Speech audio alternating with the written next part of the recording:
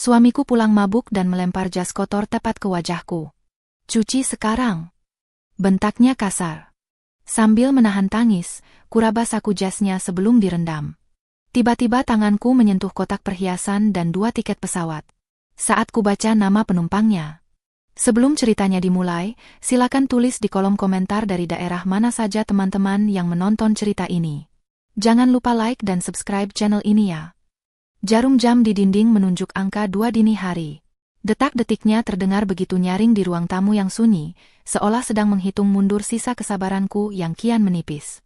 Aku masih duduk terpaku di sofa, memeluk lutut dengan daster yang sudah agak lusuh.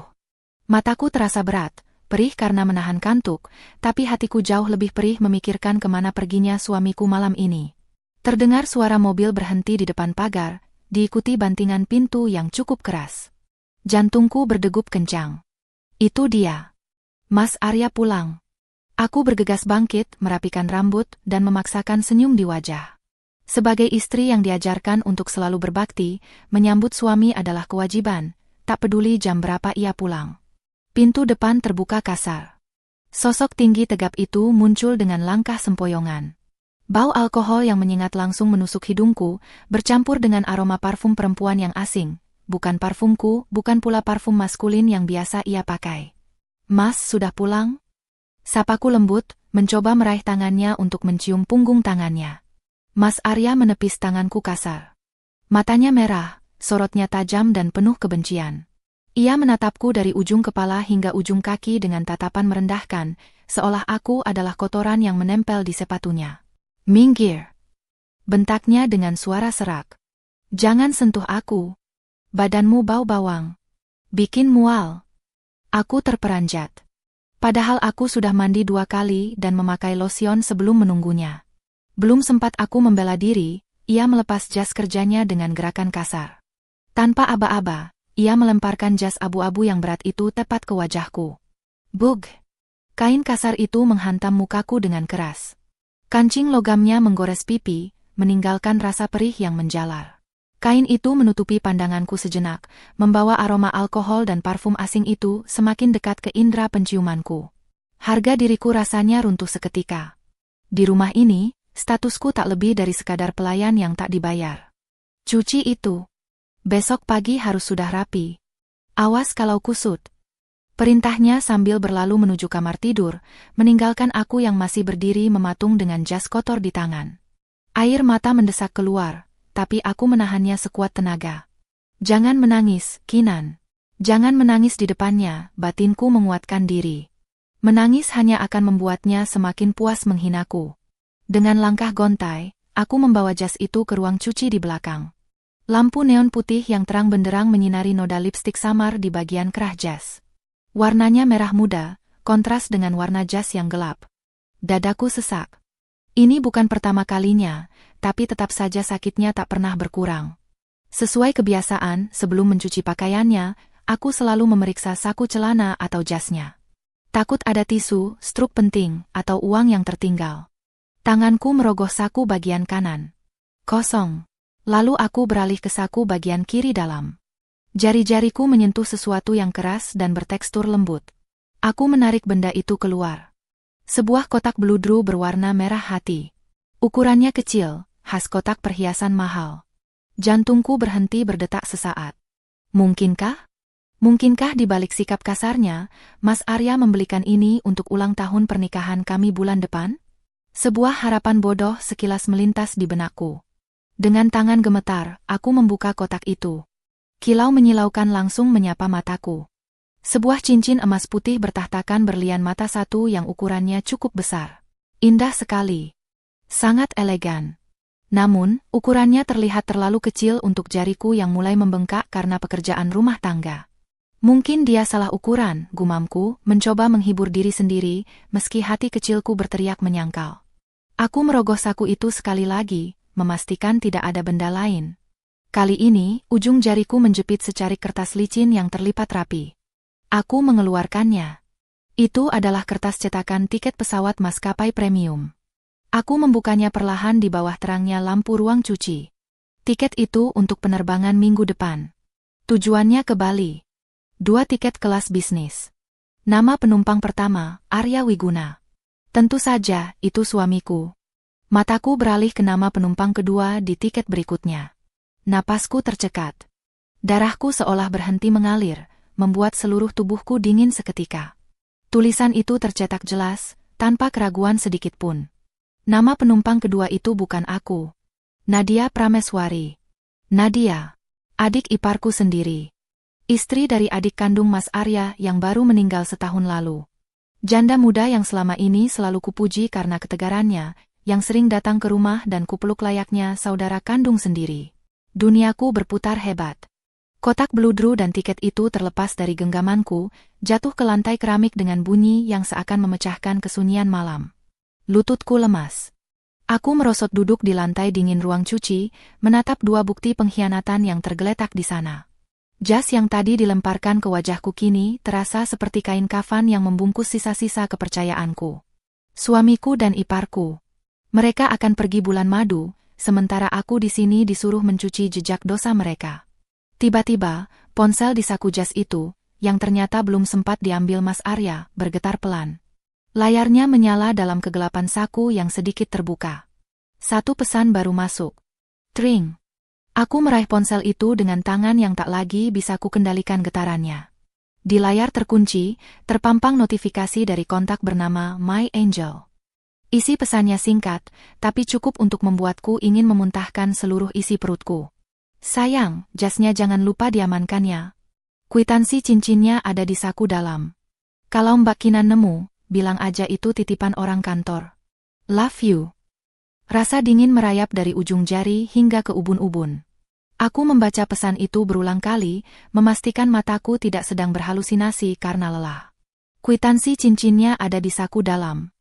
Kalimat itu berputar di kepalaku seperti kaset rusak. Nadia, adik ipar yang selama ini kuanggap adik kandung, yang sering menangis di bahuku saat merindukan almarhum suaminya, ternyata adalah ular berbisa yang membelit rumah tanggaku.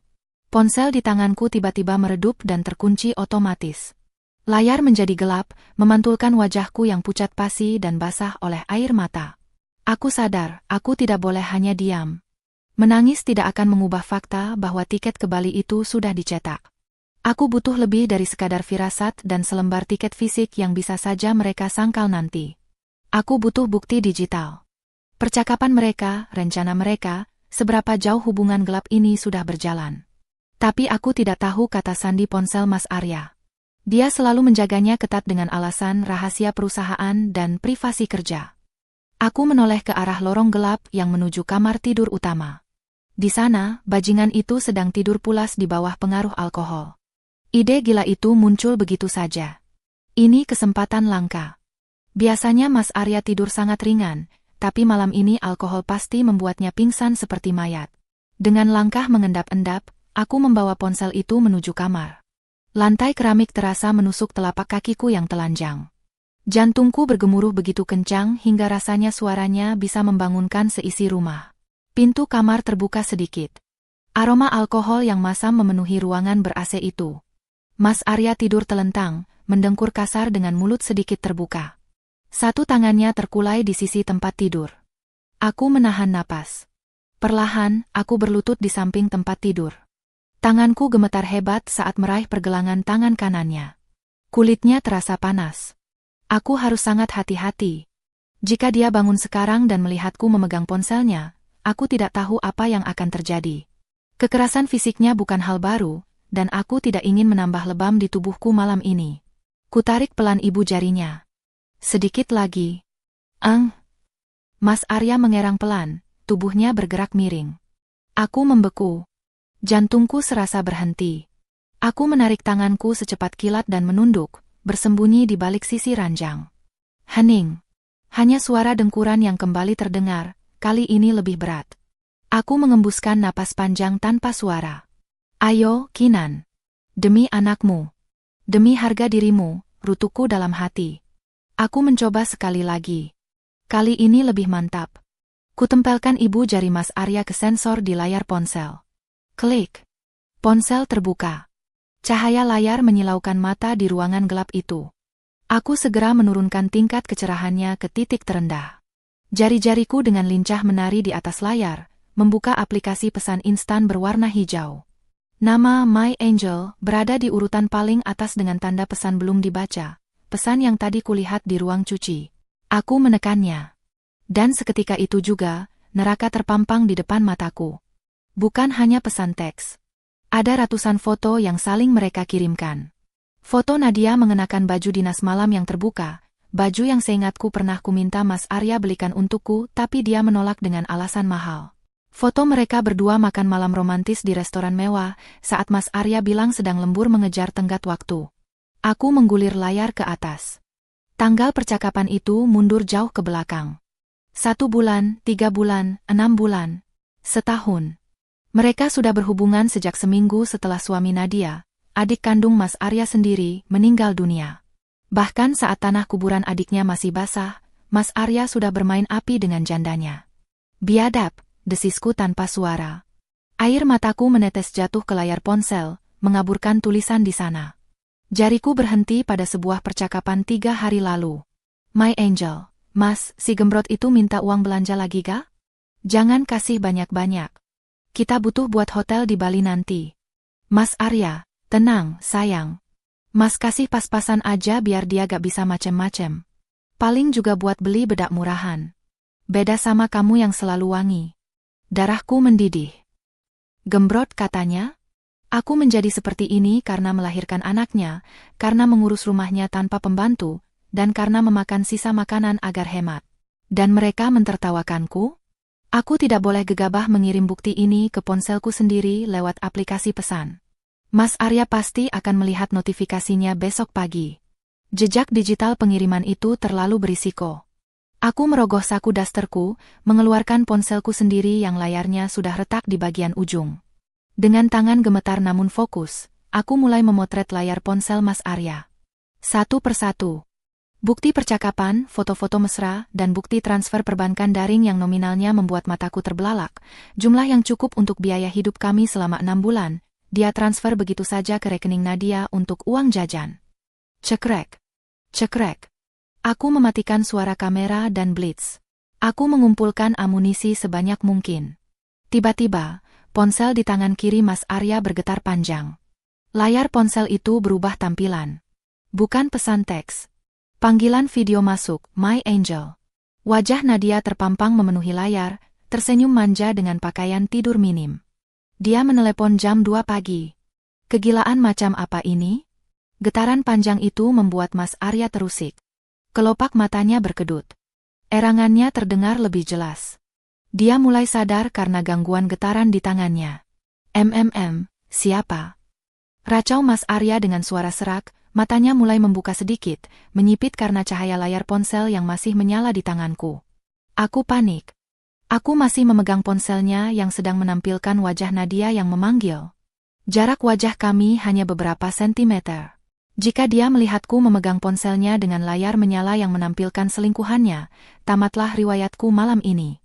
Tangan Mas Arya yang besar tiba-tiba bergerak, meraba-raba kasur, dan jari-jarinya yang kasar mencengkeram pergelangan tanganku dengan kuat. Siapa itu? Geramnya, kesadarannya mulai terkumpul. Jantungku rasanya mencelus sampai ke perut saat cengkeraman tangan Mas Arya menguat di pergelangan tanganku. Napasnya yang bau alkohol menerpa wajahku. Dalam kepanikan yang memuncak, otakku dipaksa bekerja cepat. Aku tidak bisa membiarkan dia tahu bahwa aku baru saja melihat wajah selingkuhannya di layar. Dengan gerakan cepat, jari jempolku menekan tombol daya di sisi ponsel, mematikan layar seketika sebelum mata Mas Arya sempat fokus sepenuhnya. Kamar kembali gelap gulita. Ponsel Mas bunyi terus dari tadi. Berisik. Seruku dengan nada kesal yang dibuat-buat, berusaha menutupi getaran suaraku. Aku mau tidur jadi kebangun. Nih, urus sendiri. Aku melepaskan ponsel itu begitu saja ke atas dadanya, lalu menarik tanganku dari cengkeramannya yang untungnya lemah karena pengaruh alkohol. Mas Arya mengerjap-ngerjap, bingung. Otaknya yang tumpul karena mabuk gagal memproses situasi. Dia hanya mengerang panjang, meraba ponselnya dengan mata terpejam, lalu meletakkannya sembarangan di bawah bantal. Berisik cerewet. Gumamnya pelan, lalu dalam hitungan detik, dengkuran kasarnya kembali terdengar. Aku mundur perlahan, memegangi dadaku yang berdegup gila-gilaan. Hampir saja.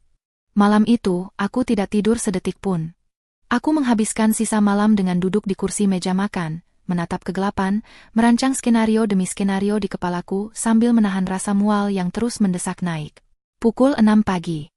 Cahaya matahari mulai masuk melalui celah ventilasi dapur, tapi suasana di rumah ini terasa mendung dan suram. Aku sedang mengaduk nasi goreng di wajan. Aroma bumbu yang biasanya menggugah selera kini terasa hambar. Terdengar langkah kaki berat menyeret di lantai. Mas Arya keluar dari kamar, wajahnya kusut, matanya bengkak. Dia duduk di kursi meja makan tanpa menyapaku, langsung memijat pelipisnya.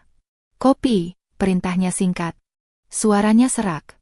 Aku mengambilkan cangkir kopi hitam yang sudah kusiapkan.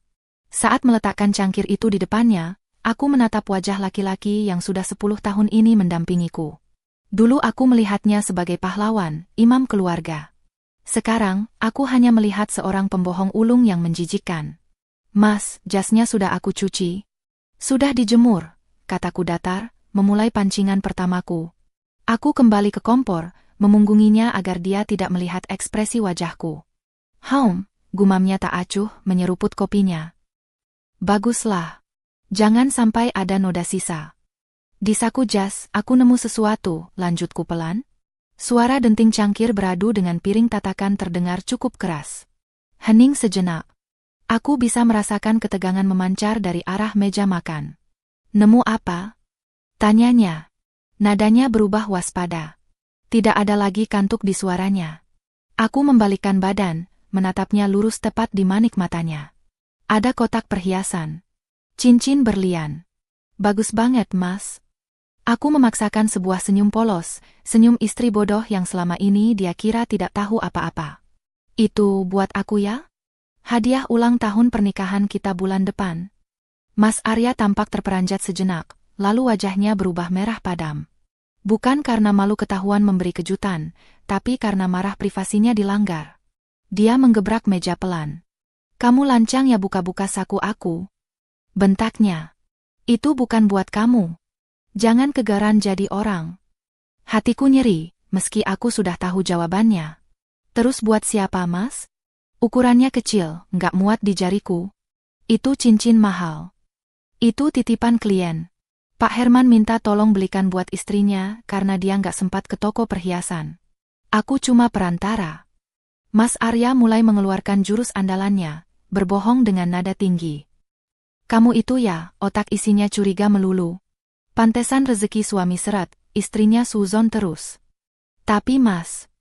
"Diam." Potongnya kasar. "Gara-gara kamu bahas ini, kepalaku makin sakit." "Oh iya, sekalian aku kasih tahu. Minggu depan aku harus dinas ke Bali. 5 hari. Ada proyek besar sama tim marketing." "Bali." Kata itu keluar begitu enteng dari mulutnya. Padahal semalam aku melihat tiket itu dengan mata kepalaku sendiri. "Dinas kok 5 hari, Mas? Lama banget." "Biasanya cuma 2 hari, tanyaku, mencoba menahan getaran di suaraku. "Aku boleh ikut? Anak-anak lagi libur sekolah. Kita bisa sekalian." "Ngaco kamu." Mas Arya tertawa sinis, tawa yang merendahkan. "Aku kesana mau kerja, cari duit buat makan kamu sama anak-anak. Bukan mau liburan. Kalau kamu ikut, yang ada malah ngeribetin. Kamu di rumah aja, urus rumah yang benar. Lihat tuh debu di mana-mana, istri nggak becus." Gaslighting itu bekerja sempurna. Dulu, jika dia bicara begini, aku akan menangis dan minta maaf karena merasa belum jadi istri yang baik.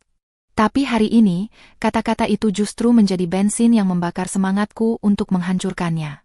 "Ya sudah kalau nggak boleh," jawabku lirih, berpura-pura patuh. "Tapi tiketnya sudah beli." "Urusan kantor, sekretaris yang urus. Kamu nggak usah tanya-tanya hal teknis, otak kamu nggak bakal nyampe," pungkasnya sambil berdiri, mengambil roti tawar dan memakannya dengan kasar. Tiba-tiba, ponselku yang tergeletak di meja dapur berbunyi. Tring. Sebuah pesan masuk melalui aplikasi chat. Aku melirik layar. Nama pengirimnya membuat darahku mendidih seketika. "Nadia, adik ipar. Mbak Kinan sayang, minggu depan aku boleh nitip si Kevin di rumah Mbak nggak ya? Sekitar 5 harian. Aku ditugaskan kantor training ke luar kota nih mendadak banget. Mbak kan baik, pasti mau bantuin janda kayak aku kan? Hehe." Aku ternganga membaca pesan itu. Tanganku gemetar memegang sutil. Luar biasa. Sungguh luar biasa bejatnya mereka. Nadia bukan hanya mau tidur dengan suamiku di Bali. Dia juga mau menjadikan aku pengasuh gratis untuk anaknya, supaya dia bisa bebas berbulan madu dengan suamiku tanpa gangguan. Dia ingin aku menjaga anak dari hasil pernikahannya dengan almarhum adik iparku, sementara dia bersenang-senang mengkhianati arwah suaminya dan mengkhianatiku. Aku menatap Mas Arya yang sedang sibuk memakai sepatu, lalu menatap layar ponselku kembali. Kejahatan mereka begitu rapi, begitu terstruktur, dan begitu kejam. Aku menarik napas panjang, lalu mengetik balasan dengan jari yang kaku karena menahan amarah. Boleh, Nat. Bawa saja Kevin ke sini. Kebetulan minggu depan Mas Arya juga dinas keluar kota. Jadi rumah sepi. Aku menekan tombol kirim. Umpan telah dimakan. Jika mereka pikir aku adalah istri bodoh yang bisa dimanfaatkan, mereka salah besar. Penjara yang mereka bangun untukku, akan kuruntuhkan menimpa kepala mereka sendiri. Hari Minggu yang seharusnya menjadi hari istirahat bagi keluarga, kini terasa seperti panggung sandiwara yang menyesakkan dada. Pukul 10 pagi, sebuah taksi daring berhenti di depan pagar rumah kami. Dari balik tirai jendela ruang tamu, aku mengintip dengan jantung berdebar kencang. Sosok Nadia turun dari mobil, terlihat begitu bersinar. Ia mengenakan gaun musim panas berwarna kuning cerah bermotif bunga, dipadukan dengan kacamata hitam lebar dan topi anyaman yang modis. Penampilannya sama sekali tidak mencerminkan seseorang yang akan pergi pelatihan kerja yang membosankan. Ia terlihat seperti seseorang yang siap berjemur di pantai Bali. Di belakangnya, Kevin, keponakannya yang berusia 5 tahun, turun dengan wajah cemberut sambil menyeret tas ransel kecil bertema superhero. Aku menarik napas dalam-dalam, mengatur ekspresi wajah agar terlihat wajar, lalu membuka pintu depan. Assalamualaikum, Mbak Kinan. Seru Nadia dengan suara manja yang dibuat-buat, langsung menghambur memelukku. Aroma parfum mahal, parfum yang sama yang tercium di jas Mas Arya malam itu, langsung menyeruak membuat perutku mual seketika. Waalaikumsalam, Nat. Wah, rapi sekali, sapaku sambil melepaskan pelukan itu perlahan. Kevin, apa kabar, Nak? Aku berjongkok menyapa Kevin, tapi mataku tidak tertuju pada anak itu. Mataku terkunci pada tangan kiri Nadia yang sedang membetulkan letak kacamata hitamnya. Di sana, melingkar di jari manisnya yang lentik, adalah cincin itu. Cincin emas putih dengan berlian mata satu. Kilauannya persis sama dengan yang kulihat di ruang cuci beberapa malam lalu. Darahku berdesir panas. Ia bahkan tidak berusaha menyembunyikannya saat datang ke rumahku. Sebegitu bodohkah dia? Atau sebegitu meremehkankah dia padaku? Cincin baru, Nat? Bagus banget, tembakku langsung, membuat senyum di wajah Nadia sedikit membeku. Ia buru-buru menurunkan tangannya, menyembunyikannya di balik lipatan gaun. Ini biasa Mbak, barang imitasi. Beli di pasar daring, murah kok.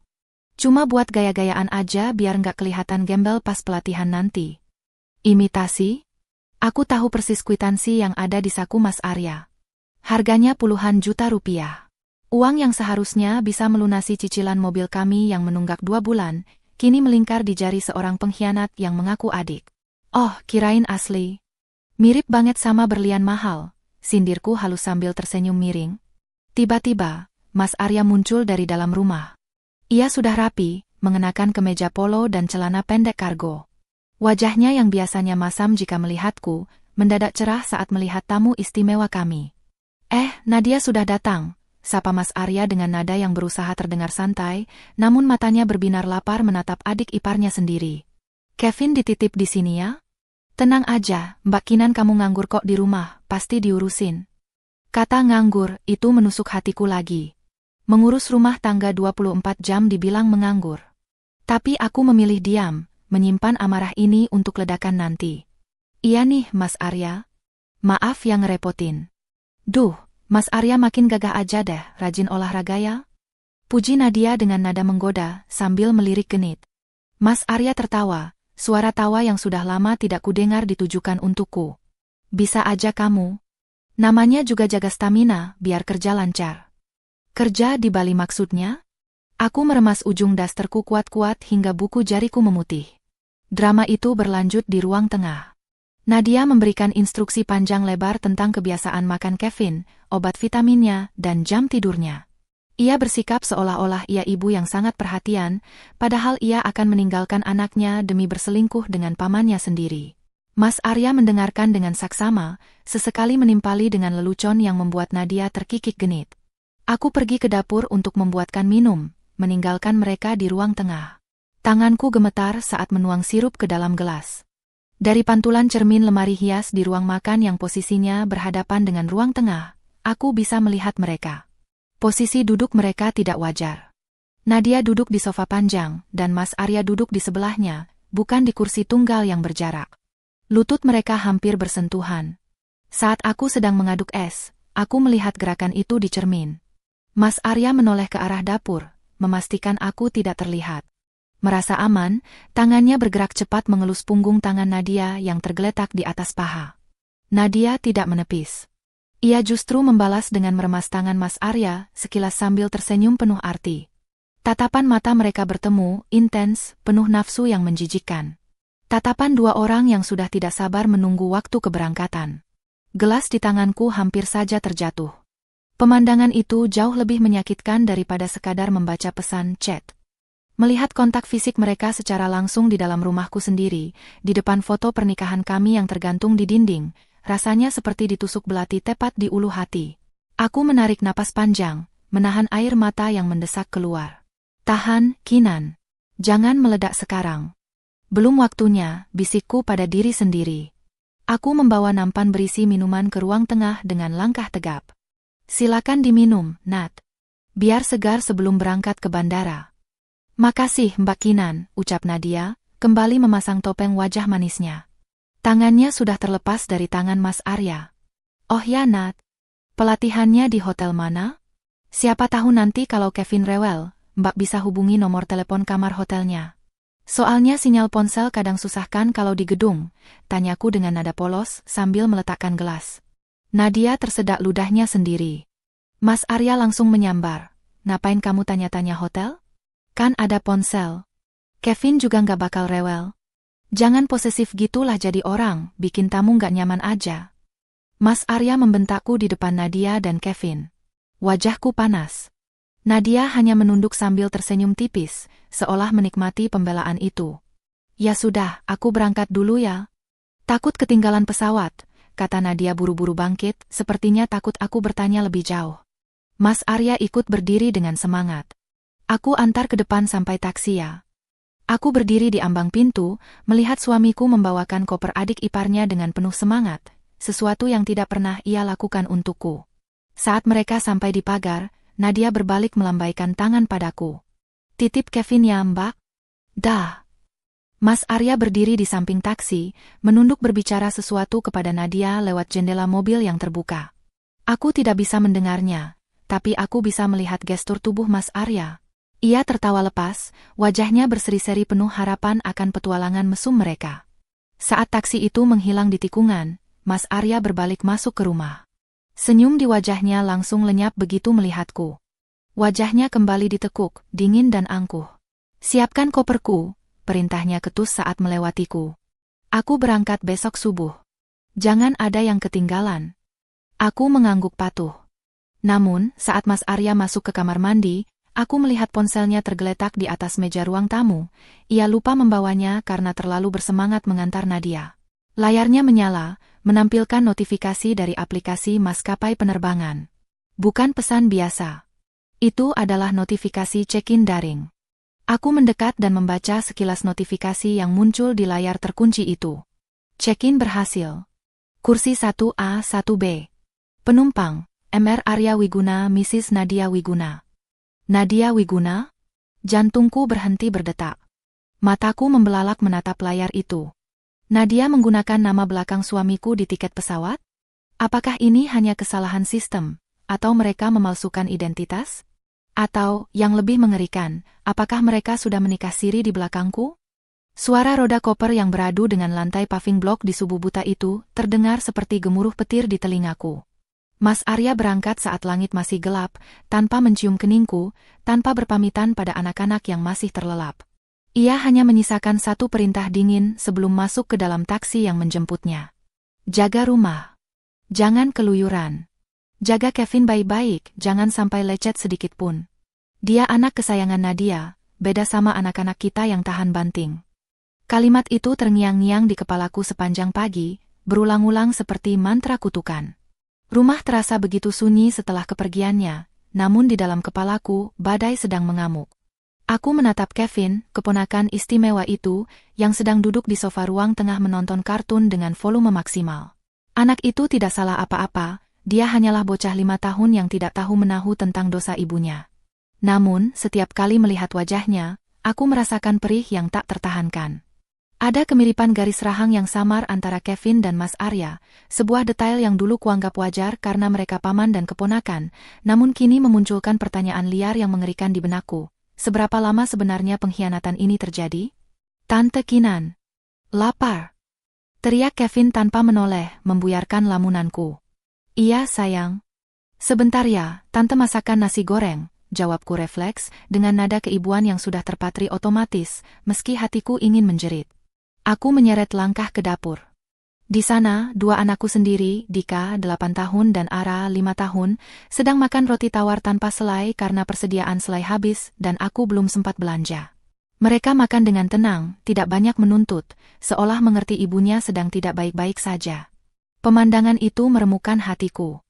Anak-anakku harus hidup irit, sementara bapaknya sedang terbang di kelas bisnis menuju hotel bintang 5 bersama wanita lain. Aku menangis tanpa suara saat memecahkan telur di atas wajan. Air mata jatuh menetes ke lantai dapur yang dingin. Teringat masa lalu, 7 tahun yang lalu. Saat itu aku adalah seorang staf akuntansi di sebuah perusahaan ekspor dengan gaji yang menjanjikan. Mas Arya memintaku berhenti bekerja saat Dika lahir. Biar aku saja yang cari nafkah. Kamu di rumah jadi ratu, mendidik anak-anak, katanya dulu. Janji manis yang kini terasa seperti racun. Aku menuruti permintaannya. Aku meninggalkan karierku, membuang ijazahku ke dalam lemari berdebu, dan menyerahkan seluruh hidupku bergantung padanya. Dan inilah balasannya. Aku bukan menjadi ratu. Aku menjadi babu gratisan yang bahkan harus mengasuh anak dari selingkuhannya. Nama Mrs. Nadia Wiguna di notifikasi itu kembali menghantui. Wiguna adalah nama keluarga Mas Arya. Apakah mereka menikah siri? Kapan? Di mana? Apakah saat Mas Arya bilang ada rapat tahunan 3 bulan lalu di puncak? Rasa sakit itu bukan lagi berupa amarah yang meledak-ledak, melainkan rasa hampa yang menyedot seluruh energiku. Aku merasa kecil, bodoh, dan tidak berharga. Aku merasa jijik melihat pantulan diriku sendiri di cermin wastafel, daster kusam, rambut acak-acakan, mata bengkak. Pantas saja dia berpaling. Di matanya, aku mungkin hanya seonggok perabot rumah tangga yang bisa bicara. Siang harinya, Kevin merengek minta dibelikan es krim mahal yang sering ia lihat di iklan. Tante nggak punya uang tunai, Kevin. Nanti ya kalau Om Arya pulang, bujukku lembut. Kata Mama, Om Arya kaya. Masa beli es krim aja nggak ada uang? Tante pelit. Kevin melempar mainannya ke lantai, tantrum. Dika, anak sulungku, menatapku dengan mata bulatnya yang polos. Bu, nggak apa-apa Dika nggak jajan. Uangnya buat Kevin aja biar nggak nangis. Kata-kata Dika menampar pipiku lebih keras daripada lemparan jas Mas Arya. Aku masuk ke kamar, memeriksa dompet yang ditinggalkan Mas Arya di meja rias untuk uang belanja selama 5 hari. Hanya ada 3 lembar uang 100 ribuan. 300 ribu rupiah. Untuk makan 4 orang, aku, 2 anakku dan Kevin selama 5 hari? Itu bahkan tidak cukup untuk membeli susu formula Kevin yang mahal jika habis. Mas Arya benar-benar mencekik leherku pelan-pelan. Kepanikan mulai melanda. Bagaimana kalau Kevin sakit? Bagaimana kalau gas habis? Bagaimana kalau listrik token berbunyi? Mas Arya sengaja melakukan ini agar aku tidak bisa lari. Dia memiskinkanku secara sistematis agar aku tetap bergantung padanya. Aku teringat sesuatu. Mas Arya punya brankas kecil di lemari pakaiannya. Dulu dia bilang di sana tersimpan dokumen penting rumah dan buku tabungan pendidikan anak-anak yang dia janjikan tidak akan pernah diganggu-gugat. Dia pernah bilang, kalau ada keadaan darurat mati hidup baru boleh dibuka. Kupikir, ini sudah termasuk keadaan darurat. Harga diriku sedang mati. Dengan tangan gemetar, aku membuka lemari pakaian Mas Arya. Aroma parfumnya masih tertinggal di sana, membuat perutku mual. Aku menggeser tumpukan baju koko yang jarang ia pakai. Di sanalah kotak besi kecil itu berada. Kuncinya menggunakan kombinasi angka. Aku mencoba tanggal pernikahan kami. Gagal. Aku mencoba tanggal lahir Mas Arya. Gagal. Aku mencoba tanggal lahir Dika dan Ara. Gagal. Napasku memburu. Air mata frustrasi mulai menggenang. Lalu, sebuah angka terlintas di kepalaku. Tanggal yang kulihat di riwayat pesan chat mereka semalam. Tanggal hari jadian mereka yang mereka rayakan setiap bulan. Tanggal kematian adik iparku. 12 Agustus 24. Tanganku gemetar saat memutar angka kombinasi itu. Klik. Brankas terbuka. Dugaanku benar. Sandi brankas harta kami adalah tanggal dimulainya dosa mereka. Namun, rasa sakit karena sandi itu belum seberapa dibandingkan dengan apa yang kulihat di dalam brankas. Aku mengharapkan tumpukan uang tunai cadangan, atau setidaknya perhiasan emasku yang dulu dia bilang disimpan biar aman. Brankas itu nyaris kosong. Hanya ada satu map plastik bening yang isinya beberapa lembar kertas. Emasku hilang. Uang tunai tidak ada. Aku mengambil map itu dengan tangan lemas. Di halaman paling depan, ada sebuah surat perjanjian jual beli tanah. Tanah warisan almarhum bapakku yang ada di kampung, yang suratnya kutitipkan pada Mas Arya untuk disimpan. Mataku membelalak membaca baris demi baris tulisan di akta itu. Tanah itu, tanah yang rencananya untuk biaya kuliah anak-anak nanti, sudah dijual 6 bulan yang lalu. Dan nama pembelinya bukan orang asing. Serta rekening penerima dana hasil penjualan itu bukan rekening Mas Arya, melainkan sebuah rekening atas nama orang lain yang sangat kukenal. Di bawah akta tanah itu, terselip sebuah buku tabungan berwarna biru. Buku tabungan pendidikan Dika dan Ara yang selama ini kuserahkan pengelolaannya pada Mas Arya, karena aku percaya dia kepala keluarga yang bertanggung jawab. Aku membuka buku tabungan itu. Halaman demi halaman penuh dengan transaksi penarikan. Saldo akhirnya 0 rupiah. Duniaku tidak lagi sekadar runtuh. Duniaku telah hangus menjadi abu. Aku duduk bersimpuh di depan brankas terbuka itu, memegangi buku tabungan dan akta jual beli tanah dengan tangan yang terasa mati rasa. Angka 0 rupiah di buku tabungan pendidikan anak-anak seolah menertawakan kenaifanku selama ini. Uang yang kami kumpulkan sedikit demi sedikit, menyisihkan uang belanja, menahan diri untuk tidak membeli baju baru selama bertahun-tahun demi masa depan Dika dan Ara, lenyap tak bersisa. Lebih menyakitkan lagi adalah nasib tanah warisan Bapak. Tanah di kampung yang Bapak amanatkan agar dijaga untuk pegangan masa tua atau darurat, telah dijual Mas Arya tanpa sepengetahuanku. Tanggal penjualan di akta itu tertera 6 bulan yang lalu. 6 bulan. Selama itu aku hidup dalam kebohongan, mengira kami masih punya aset, padahal kami sudah melarat. Mataku menelusuri baris penerima dana pada lampiran bukti transfer yang di staples di belakang akta. Uang hasil penjualan tanah sebesar 500 juta rupiah itu tidak masuk ke rekening bisnis Mas Arya. Tidak juga untuk membayar utang. Uang itu ditransfer penuh ke satu nomor rekening. Bank BCA AN Nadia Prameswari. Darahku mendidih hingga ke ubun-ubun. Kepalaku pening luar biasa. Napasku tersengal-sengal, rasanya oksigen di kamar ini habis tersedot oleh fakta menjijikkan ini. Jadi, selama ini, gaya hidup janda sukses yang sering Nadia pamerkan, tas bermerek yang katanya KW Super, sepatu hak tinggi impor, perawatan wajah di klinik mahal, semuanya dibiayai oleh uang warisan bapakku? Aku teringat saat Nadia datang ke rumah 2 bulan lalu, memamerkan gelang emas baru sambil berkata, "Alhamdulillah, Mbak. Rezeki anak yatim ada saja." Rezeki anak yatim katanya? Itu uang darah daging bapakku. Itu hak anak-anakku. Aku meremas kertas itu hingga lecek.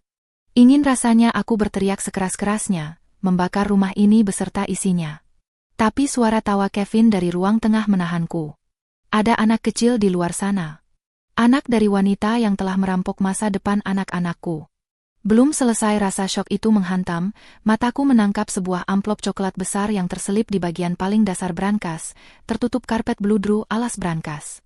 Amplop itu terlihat beda, lebih tebal. Dengan sisa tenaga yang ada, aku menarik amplop itu keluar. Kop suratnya berasal dari sebuah rumah sakit ibu dan anak ternama di Jakarta Selatan. Bukan rumah sakit biasa, melainkan rumah sakit premium yang biayanya selangit. Jantungku berdegup tidak karuan. Firasat buruk kembali menyelimuti. Perlahan, aku membuka penutup amplop dan mengeluarkan isinya. Selembar hasil cetak USG 4 dimensi. Gambar janin itu terlihat sangat jelas. Mungil, meringkuk dalam rahim. Di bagian atas kertas, tertera data pasien dan dokter. Nama pasien, Nyonya Nadia Prameswari. Penanggung jawab, TN Arya Wiguna, suami. Usia kehamilan, 14 minggu. 14 minggu. 3 bulan lebih. Aku menutup mulutku dengan tangan, menahan jeritan yang nyaris lolos. Air mataku tumpah ruah, bukan lagi karena sedih, tapi karena rasa ngeri yang luar biasa. Mereka bukan sekadar berselingkuh. Mereka sedang membangun keluarga baru di atas bangkai pernikahanku. Mas Arya tega menghamili adik iparnya sendiri, sementara ia selalu menolak menyentuhku selama setahun terakhir dengan alasan lelah dan stres pekerjaan. Ternyata benihnya ia tanam di rahim wanita lain. Rahim wanita yang kupanggil adik. Aku membalik lembaran hasil USG itu. Ada struk pembayaran paket persalinan sesar VIP yang sudah lunas dibayar di muka. Tanggal pembayarannya? 3 hari yang lalu. Nominalnya 40 juta rupiah. 40 juta. Sementara pagi ini, ia hanya meninggalkan 300 ribu rupiah di meja rias untuk makan istri dan 2 anaknya selama 5 hari. Sementara anakku, Dika, harus memakai sepatu sekolah yang sudah jebol ujungnya karena aku belum punya uang untuk menggantinya. Bajingan. Iblis. Kata-kata itu bahkan terasa terlalu sopan untuk mendeskripsikan Mas Arya. Aku terus memeriksa isi amplop itu, berharap tidak ada kejutan lain. Namun, Tuhan sepertinya ingin aku melihat seluruh kebusukan hari ini agar aku tidak punya alasan untuk berbalik arah. Di balik hasil USG, terselip sebuah brosur perumahan mewah di kawasan Cibubur. Sebuah klaster elit. Ada tanda jadi dan formulir pemesanan rumah tipe Hok 2 lantai. Pada kolom rencana pembayaran, tertulis, akan dilunasi setelah penjualan aset rumah di Jalan Kenanga nomor 15, sertifikat hak milik AN Arya Wiguna. Jalan Kenanga nomor 15. Itu alamat rumah ini. Rumah tempat aku dan anak-anak bernaung. Rumah yang kami beli dengan uang muka dari tabungan kerjaku dulu sebelum menikah, namun bodohnya diatasnamakan Mas Arya karena alasan administrasi, kepala keluarga. Mereka bukan hanya mencuri uangku. Mereka bukan hanya membuat anak baru. Mereka berencana menjual rumah ini segera setelah mereka pulang dari Bali. Mereka akan mengusirku dan anak-anakku ke jalanan, lalu hidup bahagia di rumah baru mereka dengan bayi baru mereka. Aku, Dika, dan Ara, benar-benar akan dibuang seperti sampah. Tubuhku menggigil hebat. Rasa dingin yang mencekam merasuk ke tulang sumsum. Aku merasa dikepung. Tidak ada uang, tidak ada aset, tidak ada suami, dan sebentar lagi, tidak ada tempat tinggal. Aku menatap tumpukan bukti di lantai itu. Akta jual beli tanah, buku tabungan kosong, hasil USG, dan rencana penjualan rumah. Tiba-tiba, suara dering ponselku memecah kesunyian kamar yang mencekam. Aku menoleh ke arah kasur. Ponselku menyala. Sebuah notifikasi chat masuk dari nomor tak dikenal. Aku merangkak, meraih ponsel itu, dan membuka pesannya. Jantungku yang tadi terasa sakit, kini seolah berhenti berdetak saat melihat foto yang dikirimkan nomor asing itu. Foto Mas Arya dan Nadia di bandara. Mereka sedang duduk di lounge kelas bisnis, saling suap-suapan kue. Mas Arya mencium perut Nadia yang sedikit membuncit di balik gaun longgarnya, wajahnya penuh kebahagiaan. Di bawah foto itu, ada satu kalimat pengantar yang membuat darahku membeku seketika. Mbak Kinan, maaf saya lancang. Saya teman lama Nadia. Saya cuma mau kasih tahu, suami Mbak sudah nikah siri sama Nadia setahun lalu di puncak. Dan sekarang mereka lagi syukuran kehamilan. Mbak yang sabar ya. Pesan dari orang asing itu masih menyala di layar ponselku, menampilkan foto suamiku mencium perut wanita lain. Rasanya aneh. Seharusnya aku histeris. Seharusnya aku melempar ponsel ini ke dinding hingga hancur berkeping-keping. Seharusnya aku meraung memanggil nama Tuhan dan mengutuk nasib. Namun, air mataku justru berhenti menetes. Tiba-tiba saja, saluran air mataku seperti keran yang diputar paksa hingga tertutup rapat. Rasa sesak di dada yang tadi menghimpit paru-paruku perlahan memudar, digantikan oleh sesuatu yang dingin, keras, dan tajam. Seperti bongkahan es yang membeku di dalam rongga dada. Aku menatap pantulan wajahku di layar ponsel yang gelap setelah kumatikan. Mata sembab, hidung merah, rambut kusut. Menyedihkan. Kinan yang ini, Kinan yang menangis, Kinan yang memohon, Kinan yang rela makan sisa demi hemat, adalah Kinan yang bodoh. Kinan yang itu sudah mati dibunuh oleh suaminya sendiri hari ini. Aku bangkit berdiri. Kakiku tak lagi gemetar. Langkahku mantap saat berjalan menuju kamar mandi.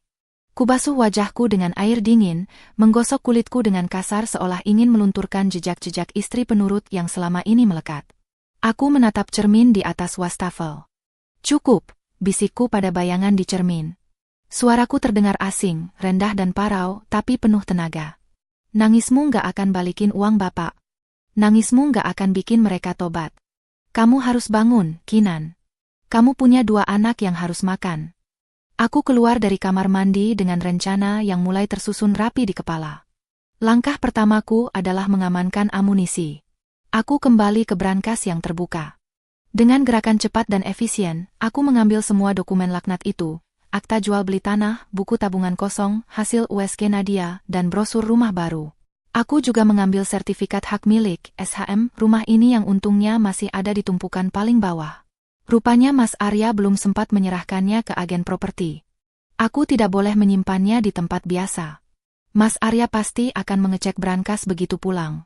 Aku memasukkan semua dokumen itu ke dalam kantong plastik kedap air, lalu membawanya ke gudang belakang. Aku menyembunyikannya di dalam tumpukan beras di wadah penyimpanan beras lama yang jarang disentuh. Tidak akan ada yang menduga dokumen bernilai miliaran rupiah terkubur di antara butiran beras. Setelah itu, aku mengambil ponselku. Aku mencari satu nama di daftar kontak lama. Nama yang sudah bertahun-tahun tidak kuhubungi karena Mas Arya melarangku bergaul dengan teman-teman masa kerjaku dulu. Ratna Lawyer. Ratna adalah teman kuliahku, sahabat seperjuangan yang kini sering kulihat statusnya sedang menangani kasus perceraian artis. Tanganku tidak ragu menekan tombol panggil. Halo? Kinan? Suara di seberang terdengar kaget. Ya ampun, apa kabar? Tumben telepon. Ratna, potongku cepat. Aku tidak punya waktu untuk basa-basi. Aku butuh bantuan hukum. Darurat. Suamiku nikah siri sama adik iparku, asetku habis dikuras, dan mereka mau jual rumah tempat tinggalku. Hening sejenak di seberang sana. Lalu nada suara Ratna berubah serius, profesional, dan tajam. Oke. Tarik napas. Kamu punya bukti? Lengkap. Foto, chat, bukti transfer, hasil USG, sampai akta jual beli tanah yang dipalsukan, jawabku tegas. Bagus. Dengar Kinan, jangan konfrontasi sekarang. Jangan labrak mereka lewat telepon. Biarkan mereka merasa aman. Kita butuh mereka lengah, instruksi Ratna cepat. Hukum di Indonesia soal nikah siri itu lemah kalau buat pidana perzinahan, tapi pemalsuan dokumen tanah dan penelantaran ekonomi? Itu pidana murni. Kita bisa bikin dia membusuk di penjara. Tapi kamu harus kuat main sandiwara sampai mereka pulang. Aku siap, Rate. Aku akan mainkan peran terbaikku, janjiku. Setelah menutup telepon, aku merasa jauh lebih kuat. Aku bukan lagi korban tanpa daya. Aku punya sekutu. Aku keluar kamar dan melihat Kevin sedang merengek di depan televisi karena saluran kartunnya mati.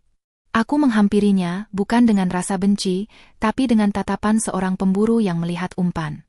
Anak ini adalah saksi kunci yang polos. Kevin, kenapa sayang? Tanyaku lembut, duduk di sebelahnya. Bosan? Mau pulang ketemu mama? Rengeknya. Aku mengelus rambutnya pelan. Sabar ya. Mama Nadia lagi kerja cari uang buat beli mainan Kevin. Oh iya, Kevin. Tante mau tanya. Kevin sering ketemu Om Arya kalau di rumah Mama? Kevin mengangguk polos. Sering banget. Om Arya sering bobok di kamar Mama. Katanya jagain Mama karena Papa udah nggak ada. Hatiku mencelos, tapi wajahku tetap datar. Oh ya? Terus Om Arya sering kasih apa ke Mama? Banyak.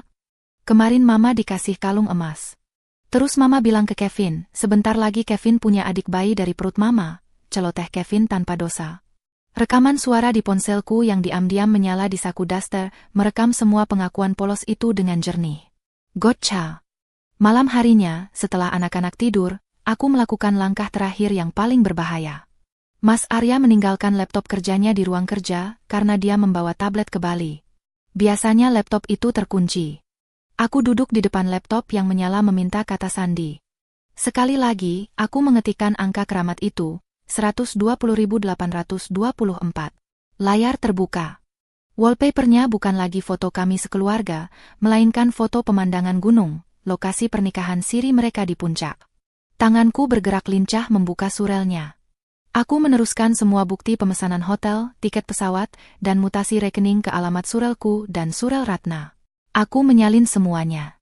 Saat hendak mematikan laptop, sebuah notifikasi kalender muncul di pojok layar. Jumat 20 Juli, pukul 19 WIB, dinner anniversary 1 tahun, pulang dari Bali. Jumat. Itu lusa. Mereka akan mendarat sore hari dan berencana makan malam romantis untuk merayakan 1 tahun pernikahan siri mereka, mungkin di restoran mewah sebelum pulang ke rumah ini. Senyum dingin terukir di bibirku. Mereka ingin perayaan? Baik. Aku akan berikan perayaan yang tidak akan pernah mereka lupakan seumur hidup. Aku membuka aplikasi chat di ponselku. Aku membuat grup baru. Anggotanya adalah ibu mertua, ibunya Mas Arya, bapak mertua, 2 kakak perempuan Mas Arya yang sangat religius dan galak, serta orang tua almarhum adik iparku, mertua Nadia. Aku mengetik undangan dengan bahasa yang sangat sopan dan manis. Assalamualaikum, ibu, bapak dan mbak-mbak semua. Mohon maaf mengganggu. Saya Kinan. Niatnya hari Jumat malam nanti, saya mau mengundang keluarga besar untuk makan malam syukuran di rumah. Mas Arya baru saja dapat rezeki besar dan ingin berbagi kebahagiaan sepulangnya dari dinas. Mohon kehadirannya ya, sekalian menyambut Mas Arya dan Nadia yang kebetulan pulang bareng. Kejutan buat mereka. Satu persatu balasan oke dan stiker jempol masuk. Ibu mertua bahkan membalas dengan antusias. Wah, Arya memang anak berbakti. Ibu pasti datang, Nak Kinan. Masakan kesukaan Arya ya? Tentu Bu, gumamku pada layar ponsel. Akan kumasakan hidangan yang paling spesial untuk anak kebanggaan ibu. Aku meletakkan ponsel di meja. Perangkap sudah dipasang. Undangan sudah disebar. Sekarang, aku tinggal menunggu tikus-tikus itu pulang masuk ke dalam jepitan yang mematikan. Hari Jumat tiba dengan langit kelabu yang menggantung rendah di atas atap rumah, seolah alam semesta turut merasakan ketegangan yang memadat di udara. Sejak subuh, dapurku sudah mengepulkan asap beraroma santan dan rempah. Aku memasak opor ayam dan sambal goreng hati, menu kesukaan Mas Arya dan ibu mertua. Baunya begitu menggugah selera, kontras dengan rasa mual yang terus bergejolak di perutku. Setiap kali aku mengaduk santan, aku membayangkan wajah Mas Arya yang akan melahap makanan ini nanti malam, mungkin untuk terakhir kalinya aku sudi memasak untuknya. Pukul 10 pagi, aku melakukan langkah pengamanan terpenting, mengevakuasi anak-anakku. Aku tidak ingin Dika dan Ara menyaksikan ayah mereka hancur, atau melihat kakek nenek mereka histeris. Trauma itu bukan untuk konsumsi anak-anak. Dika, Ara, hari ini kalian menginap di rumah Bude Ratna dulu ya, ujarku lembut sambil memakaikan tas punggung pada Ara. Ratna bukan hanya pengacaraku, tapi dia juga sahabat yang mengerti betul situasi ini. Dia sudah menyiapkan stafnya untuk menjemput dan menjaga anak-anakku. Loh, bapak kan pulang nanti malam, Bu? Dika mau minta sepatu baru, tanya Dika polos. Aku menelan ludah yang terasa pahit. Nanti bapak nyusul. Kalian main dulu sama Tante Ratna, ada banyak mainan di sana. Ibu harus beres-beres rumah buat tamu. Setelah mobil jemputan Ratna membawa pergi kedua buah hatiku, rumah terasa semakin sunyi dan mencekam. Hanya tinggal aku dan Kevin. Bocah 5 tahun itu sedang asyik bermain robot-robotan di karpet ruang tengah, sama sekali tidak sadar bahwa ibunya akan segera pulang membawa bencana. Pukul 2 siang, ponselku berdering. Nama suamiku muncul di layar.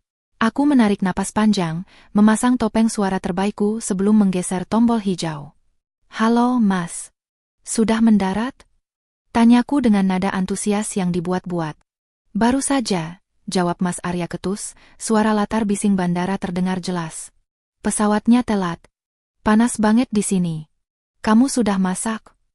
Sudah, Mas. Opor ayam kesukaan Mas sudah siap. Rumah juga sudah rapi, wangi. Mas langsung pulang ke rumah kan? Iyalah. Mau kemana lagi? Capek badan remuk semua, keluhnya. Tidak ada kata rindu, tidak ada pertanyaan kabar anak. Oh ya, si Nadia kebetulan satu pesawat sama aku. Tadi ketemu di pengambilan bagasi.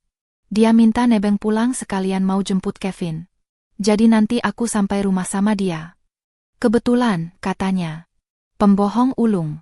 Mereka pasti duduk bersebelahan sepanjang perjalanan, mungkin berpegangan tangan di bawah selimut maskapai. Oh, syukur kalau gitu. Jadi hemat ongkos taksi ya, Mas.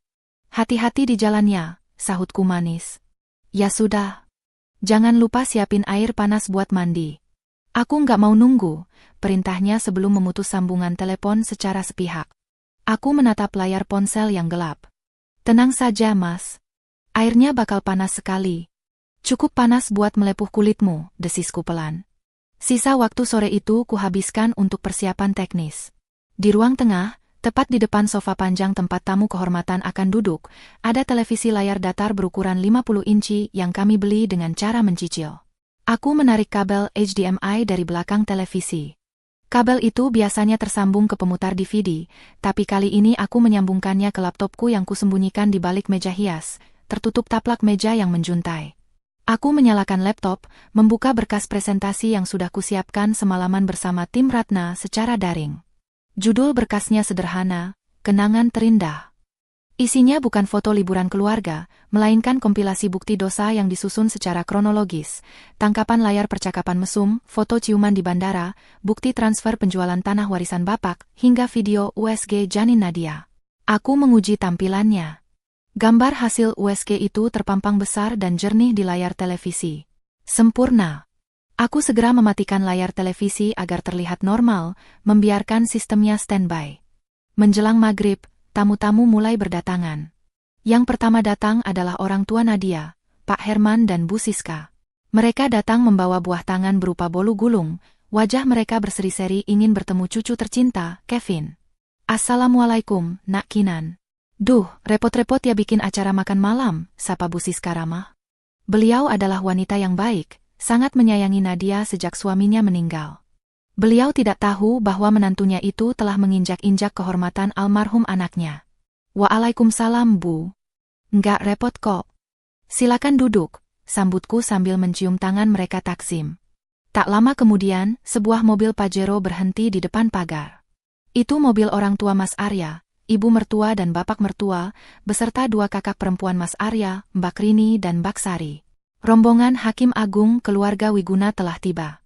Ibu mertua masuk dengan gaya khasnya, memindai sekeliling rumah mencari debu. Wah, bersih rumahnya. Tumben, komentarnya pedas. Arya belum sampai? Kasihan anakku kerja keras banting tulang, masa belum sampai rumah jam segini? Macet mungkin, Bu. Tadi Mas Arya kabari sudah di jalan tol, jawabku sabar. Mari Bu, Pak, Mbak, silakan dicicipi dulu teh hangatnya. Ruang tengah kini penuh sesak. Aroma parfum bercampur bau teh melati. Suasana hangat penuh canda tawa keluarga. Kevin duduk di pangkuan neneknya, Ibu Nadia, dimanja-manja. Mereka membicarakan betapa suksesnya Arya, betapa solehahnya Nadia yang berjuang sebagai janda tunggal, dan betapa beruntungnya aku punya suami seperti Arya. Aku hanya tersenyum tipis, mondar-mandir dari dapur ke ruang tengah, melayani mereka seperti pelayan yang patuh. Di dalam hati, aku menghitung detik. Bom waktu ini akan segera meledak. Tepat pukul 7 malam, suara klakson mobil terdengar dari depan pagar. Mobil Innova milik kantor Mas Arya, yang sebenarnya dia pakai untuk liburan, masuk ke halaman carport. Nah, itu Arya pulang. Seru ibu mertua girang, langsung berdiri menyambut anak emasnya. Semua orang di ruangan itu ikut berdiri, wajah-wajah penuh senyum menyambut kedatangan sang pahlawan keluarga dan sang menantu idaman yang kebetulan bareng. Pintu depan terbuka lebar. Mas Arya melangkah masuk lebih dulu, wajahnya segar meski lelah, mengenakan kemeja batik yang baru, mungkin oleh-oleh Nadia. Di belakangnya, Nadia mengekor dengan wajah berseri, mengenakan gaun longgar yang menyamarkan perutnya, tangan kanannya menenteng tas oleh-oleh Bali yang besar. Mereka berdua terkejut bukan main saat melihat ruang tamu penuh sesak oleh orang tua dan saudara-saudara mereka. Langkah mereka terhenti di ambang pintu. Senyum di wajah Mas Arya membeku. Matanya menyapu ruangan, lalu jatuh menatapku yang berdiri di sudut ruangan dekat televisi. Kejutan. Seruku dengan suara lantang dan senyum lebar yang tak mencapai mata. Selamat datang kembali, Mas Arya. Selamat datang, Nadia. Loh, ini ada apa? Kok ramai begini? Tanya Mas Arya gagap. Wajahnya pucat seketika. Matanya melirik panik ke arah Nadia yang kini berdiri mematung di belakangnya. Istrimu yang buat acara, Ar? Katanya syukuran kamu dapat rezeki besar dan menyambut kepulanganmu. Sahut Mbak Rini antusias. Ayo masuk, jangan bengong di pintu. Mas Arya menatapku tajam, sorot matanya penuh tanda tanya dan ancaman. Dia mencium bau bahaya, tapi dia tidak bisa mundur. Dia terjebak. Dengan kikuk mereka berdua masuk, mencium tangan orang tua masing-masing. Suasana riuh rendah dengan pertanyaan, oleh-olehnya mana? Dan gimana dinasnya? Nanti ya ceritanya, kita makan dulu. Tapi sebelum makan, aku melangkah maju, mengambil pengendali jarak jauh televisi di meja. Suara riuh itu perlahan mereda karena melihatku berdiri di tengah ruangan layaknya pembawa acara. Mas Arya dan Nadia pasti capek. Tapi sebelum kita nikmati opor ayam, aku punya satu persembahan video khusus. Video kenang-kenangan perjalanan dinas Mas Arya yang luar biasa. Mas Arya membelalak. Kinan, apa-apaan kamu? Nggak usah aneh-aneh. Aku capek mau mandi. Bentaknya tiba-tiba, membuat hening seisi ruangan. Lo kok marah ah? Istrimu sudah buatkan video lo. Tonton dululah sebentar, tegur bapak mertua berwibawa. Iya mas, duduk dulu. Cuma 5 menit kok, bujukku lembut, namun mataku menatapnya dingin, menantangnya. Sayang kalau dilewatkan. Soalnya, pemeran utamanya aktingnya bagus sekali. Tanpa menunggu persetujuannya, jempolku menekan tombol power pada pengendali jarak jauh. Layar televisi menyala terang. Logo loading berputar sejenak, membuat jantung semua orang di ruangan itu berdetak menunggu. Mas Arya bergerak maju seolah ingin menghalangi layar, tapi terlambat. Gambar pertama muncul. Besar, jernih, dan tak terbantahkan. Bukan foto pemandangan Bali, melainkan foto selfie mesra Mas Arya dan Nadia di atas ranjang hotel dengan selimut yang menutupi tubuh polos mereka. Hening. Hening yang benar-benar memekakkan telinga. Jarum jam seolah berhenti berdetak. Ruang tengah yang sedetik lalu dipenuhi tawa dan aroma opor ayam, kini berubah menjadi ruang sidang yang mencekam. Udara terasa padat, menyesakkan dada siapapun yang masih bernapas di sana. Di layar televisi 50 inci itu, foto Mas Arya dan Nadia yang sedang berpelukan di atas ranjang hotel dengan tubuh setengah telanjang terpampang nyata. Resolusinya tinggi, warnanya tajam, tidak memberikan celah sedikit pun untuk penyangkalan.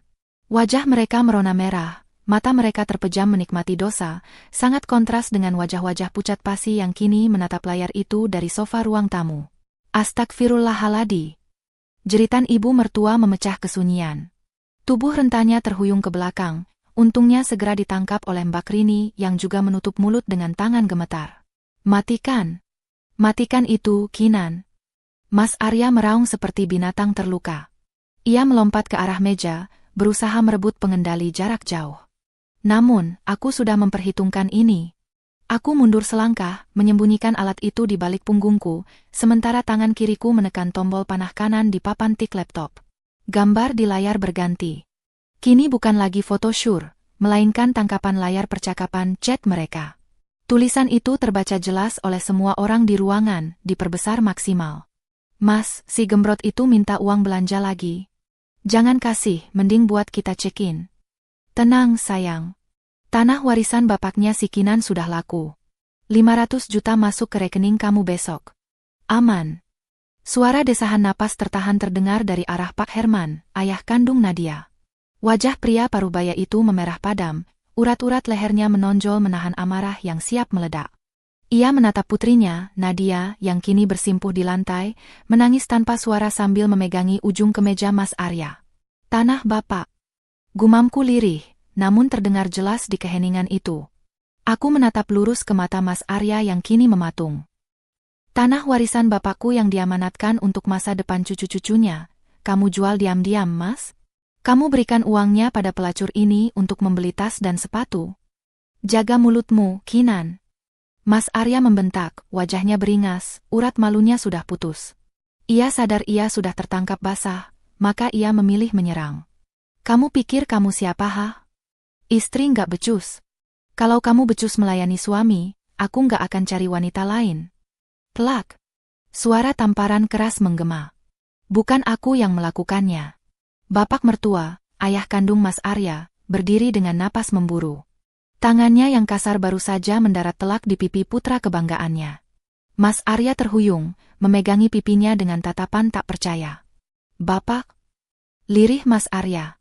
Kurang ajar kamu. Suara bapak bergetar hebat. Nadia itu istri almarhum adikmu. Kuburan adikmu belum kering setahun, kamu sudah meniduri istrinya? Di mana otakmu, Arya? Di mana hatimu? Mas Arya terdiam, namun matanya masih menyiratkan pembelaan diri. Aku tidak memberinya kesempatan untuk bernapas. Aku menekan tombol panah sekali lagi. Slide terakhir muncul. Bom nuklir yang kusiapkan. Video USG 4 dimensi bergerak di layar. Detak jantung janin terdengar menggema dari pengeras suara televisi. Duk-duk, duk-duk. Irama kehidupan yang lahir dari pengkhianatan. Tulisan di pojok layar membakar mata semua orang. Usia kandungan, 14 minggu. 14 minggu, jelasku dingin. Hitung sendiri. Itu artinya mereka sudah berhubungan jauh sebelum peringatan 1 tahun meninggalnya suami Nadia. Saat kita semua masih berkabung, saat aku sibuk memasak untuk tahlilan adikmu, Mas Arya sedang sibuk membuat anak di rahim janda adiknya. Nadia. Bu Siska, ibunda Nadia, ambruk ke lantai. Ia menatap putrinya dengan pandangan jijik bercampur hancur. Ibu mendidik kamu bukan untuk jadi perusak rumah tangga orang. Apalagi rumah tangga kakak iparmu sendiri. Kamu memalukan.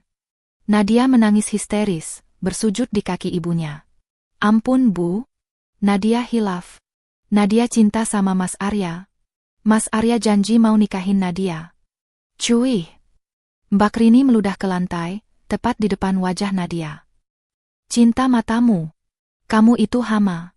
Kevin itu keponakan kami, darah daging adik kami, dan kamu racuni dia dengan kelakuan bejatmu. Kekacauan pecah sempurna. Ibu mertua menangis meraung-raung memanggil nama almarhum anak bungsunya, merasa gagal mendidik anak sulungnya. Bapak mertua memegang dadanya yang sesak. Pak Herman menarik paksa Nadia agar berdiri, hendak menyeretnya keluar. Di tengah badai itu, Mas Arya berdiri sendirian.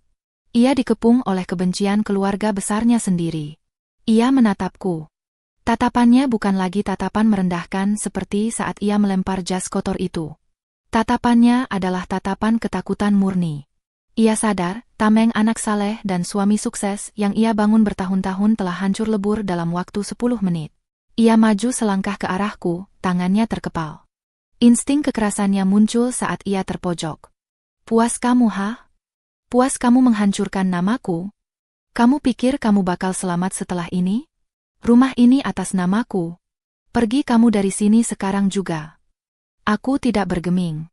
Aku tidak mundur 1 inci pun. Salah besar Mas, jawabku tenang, mengeluarkan sebuah map plastik dari balik punggungku, tempat aku menyembunyikan pengendali jarak jauh tadi. Aku mengangkat sertifikat hak milik, SHM, rumah itu tinggi-tinggi. Sertifikat asli rumah ini sudah ada di tanganku. Dan asal kamu tahu, tanah warisan bapak yang kamu jual itu? Ratna, pengacaraku, sudah mendaftarkan gugatan pidana penggelapan dan pemalsuan tanda tangan pagi tadi. Polisi sedang memproses laporannya. Wajah Mas Arya berubah menjadi abu-abu. Lututnya tampak goyah. Dan soal mengusir. Aku tersenyum miring. Ini rumah sengketa sekarang. Tapi karena aku yang memegang sertifikat fisik dan aku membawa anak-anak, hukum dan norma ada di pihakku. Aku menunjuk pintu depan yang terbuka lebar, menampilkan kegelapan malam yang pekat. Keluar, perintahku datar. Apa? Mas Arya melongo. Keluar. Teriakku sekuat tenaga, melepaskan seluruh sakit hati yang kupendam selama bertahun-tahun. Suaraku menggema, menggetarkan kaca jendela. Bawa perempuanmu, bawa koper kotormu, dan keluar dari rumahku detik ini juga. Jangan pernah injakan kakimu di sini lagi sebelum kamu memakai baju tahanan. Mas Arya mematung. Ia menoleh ke arah bapak dan ibunya, meminta pembelaan. Namun, bapak mertua membuang muka. Ibu mertua menutup wajahnya dengan kerudung, tak sudi melihat wajah anaknya. Mereka sendirian. Dengan langkah gontai dan harga diri yang sudah diinjak-injak, Mas Arya menyambar tas kerjanya. Ia menarik tangan Nadia yang masih sesenggukan.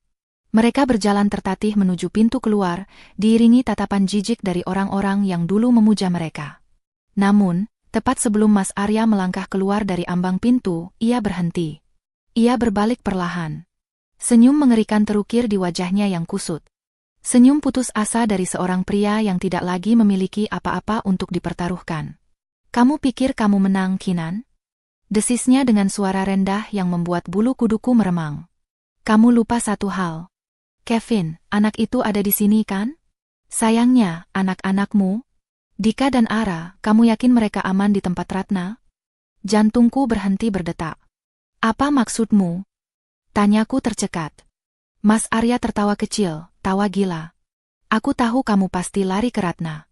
Temanku melihat mobil kantor Ratna menjemput mereka tadi pagi. Kamu pikir aku sebodoh itu tidak punya rencana cadangan? Coba cek ponselmu. Mungkin ada kabar dari pengasuh baru mereka. Ancaman itu menggantung di udara seperti asap racun. Jantungku serasa diremas tangan tak kasat mata. Mas Arya berdiri di ambang pintu dengan senyum kemenangan yang sakit, sementara aku dengan tangan gemetar meraih ponsel di saku daster. Apakah dia senekat itu? Apakah dia benar-benar menyuruh orang untuk menyentuh anak-anakku? Aku menekan panggilan cepat ke nomor Ratna. Nada sambung terdengar 1 kali, 2 kali. Rasanya seperti seabad. Halo, Kinan. Suara Ratna terdengar tenang, di latar belakang terdengar suara tawa anak-anak dan suara kartun televisi.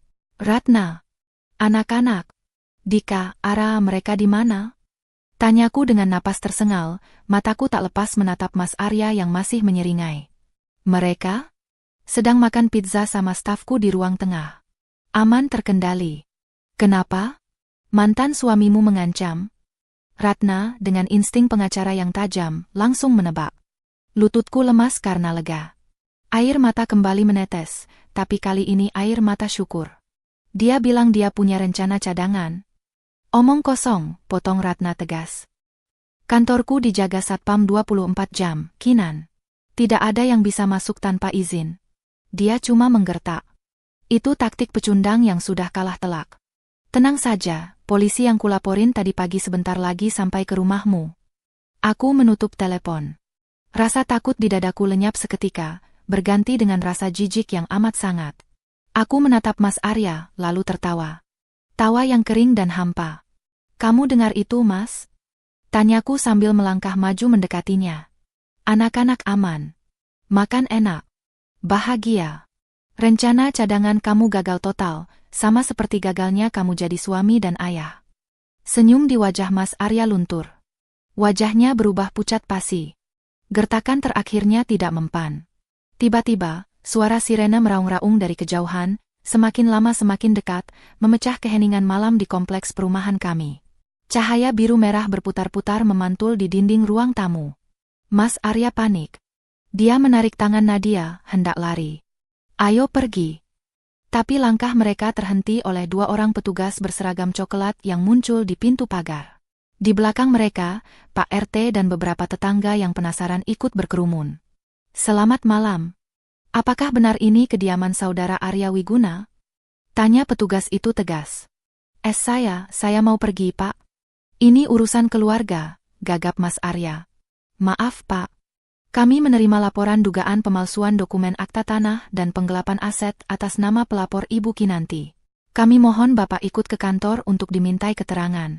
Saudari Nadia Prameswari juga harap ikut karena rekeningnya terindikasi sebagai penampung dana hasil kejahatan. Dunia seolah berhenti berputar bagi Mas Arya dan Nadia. Nadia menjerit histeris, memegangi perutnya. Enggak mau. Saya lagi hamil, Pak. Mas Arya, tolongin aku. Mas Arya menoleh ke arah bapak dan ibunya, memelas. Pak. Bu, tolong Arya. Jamin Arya, Pak. Arya nggak mau dipenjara. Bapak mertua hanya menatap lurus ke depan dengan rahang mengeras. Beliau membalikkan badan, memunggungi anaknya sendiri. Bapak tidak punya anak maling. Bapak tidak punya anak yang menelantarkan cucu Bapak demi perempuan lain. Urus dosamu sendiri. Ibu mertua menangis terisak di pelukan Bakrini, tapi beliau tidak bergerak maju untuk membela. Rasa malu dan kecewa telah membunuh rasa sayangnya malam ini. Malam itu berakhir dengan pemandangan yang akan terpatri selamanya di ingatanku. Suamiku, mantan suamiku, digiring masuk ke mobil polisi dengan tangan terborgol, bersama selingkuhannya yang terus meraung-raung. Tetangga menonton dengan tatapan mencemooh. Jas kerja Mas Arya yang biasa ia banggakan, kini tampak kusut dan hina, sehina harga dirinya yang hancur lebur. 6 bulan kemudian. Sinar matahari pagi menerobos masuk melalui jendela dapur yang terbuka lebar. Aroma harum kue bolu panggang memenuhi ruangan. Aku mengeluarkan loyang dari oven dengan hati-hati. Warnanya kuning keemasan, sempurna. Ibu, Dika berangkat sekolah dulu ya. Dika berlari masuk ke dapur, mencium tanganku. Sepatunya baru, seragamnya licin dan wangi. Hati-hati nak. Bekalnya sudah ibu masukkan ke tas, ujarku sambil merapikan kerah bajunya. Ara juga berangkat. Dadah ibu. Ara menyusul di belakang kakaknya. Aku menatap punggung kedua anakku yang berlari riang menuju jemputan sekolah. Rumah ini masih rumah yang sama, di Jalan Kenangan nomor 15. Tapi suasananya jauh berbeda. Tidak ada lagi bentakan, tidak ada lagi bau alkohol, tidak ada lagi rasa takut salah bicara. Proses hukum berjalan lancar berkat bantuan Ratna. Mas Arya divonis 3 tahun penjara atas kasus pemalsuan dokumen dan penggelapan. Nadia mendapat hukuman percobaan karena kondisi kehamilannya, tapi hidupnya hancur. Kabar terakhir yang kudengar dari tetangga lama, Nadia melahirkan bayi prematur dan kini harus bekerja serabutan karena keluarganya sendiri mengucilkannya. Uang hasil penjualan tanah Bapak berhasil disita sebagian dari sisa rekening Nadia, dan sisanya diganti rugi dengan penyitaan mobil serta aset Mas Arya lainnya. Aku berhasil mempertahankan rumah ini. Kini, aku bukan lagi Kinan si istri penurut yang hanya bisa menunggu uang belanja. Aku adalah Kinan, pemilik usaha catering rumahan yang pesat berkembang. Opor ayam dan sambal goreng hati buatanku, menu yang dulu kumasak dengan air mata di malam pengungkapan itu, kini menjadi menu andalan yang paling laris dipesan orang. Aku melepas celemek, berjalan ke ruang tamu. Di sana, tidak ada lagi foto pernikahan kami.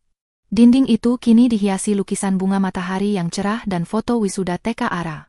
Aku duduk di sofa, tempat di mana dulu aku pernah menangis melihat bukti perselingkuhan di televisi. Sekarang, aku tersenyum. Ponselku bergetar. Sebuah pesan chat masuk. Ratna, Nan, akta cerai resmi sudah keluar hari ini. Kamu resmi menjanda, bebas merdeka. Nanti sore aku mampir ya, kita rayakan. Aku mengetik balasan dengan ringan.